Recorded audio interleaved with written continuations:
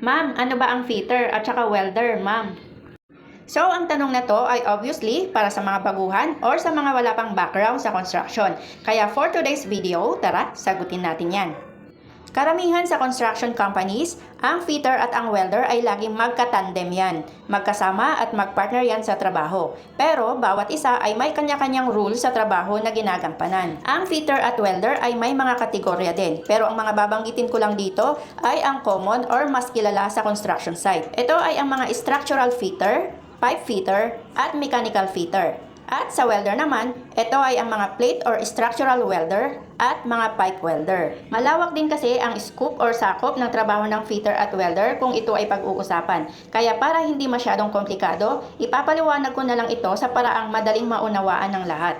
Ang pangunahing trabaho ng isang fitter is at least marunong siyang tumingin or mag-interpret ng drawing or yung tinatawag nating blueprints sa engineering sa kanilang gagawin. Sila ang responsible sa pagbuo or pag-a-assemble, pag-fabricate at pag-install ng mga structural components, piping materials, at mechanical parts and equipment. Sinisigurado ang tamang fit-up at alignment ng kanilang binubuo or ini-install. Sila din ang nagre-repair sa mga structures na may mga depekto or may mga sirang bahagi na. At panghuli, sila na rin ang nagsisilbing maintenance ng mga structure para mapanatiling maayos at magtagal pa ang mga ito. Pero, syempre, para matawag kang fitter, natural, dapat marunong ka ding gumamit ng mga power tools and cutting torch, marunong magsukat gamit ang metro, at syempre, knowledgeable sa mga basic computation.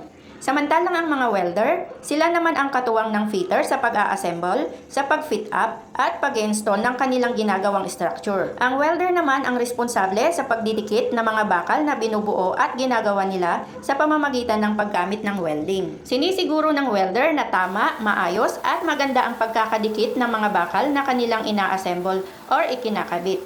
At gaya nga ng nasabi ko sa unahan, ang fitter at welder ay may kanya-kanyang rules sa trabaho. Pero, meron din naman tayong tinatawag na welder fabricator or sa ibang bansa, kilala din sila bilang mga rig welder. Sila yung mga combination ng fitter at welder. Kaya nilang gawin ang trabaho ng fitter at the same time, kaya din nilang mag-welding. Kumbaga, complete package sila ng fitter at welder na pinag-isa. Marunong silang mag-interpret ng drawings, kayang mag-assemble, mag-fabricate, mag-install at mag-welding sa sarili nilang gawa. In short, nakakapagtrabaho sila kahit mag-isa lang. Kaya ang isang fitter o isang welder ay marunong na ring umunawa at sumunod sa drawing, marunong mag-fit up, marunong mag-fabricate, at marunong ding mag-welding, maaari na rin silang tawaging welder fabricator. Pero kung ang fitter ay hindi marunong mag-full weld or maghinang, sila ay purely fitter lang. At kapag ang welder naman ay hindi marunong mag-interpret ng drawing, hindi marunong mag-fabricate or mag-assemble ng mag-isa, kumbaga full welding lang siya, kaya ang tawag sa kanya ay full welder lang din. So, yan ang sagot ko sa tanong ni aspiring kabakal. Sana nakatulong lalo na sa mga baguhan sa construction. At bago ulit ako magpaalam, shoutout muna kina Mr. Alex Marco Calo, Bebeth SP, Louis Brown Canar, at Moji Moto.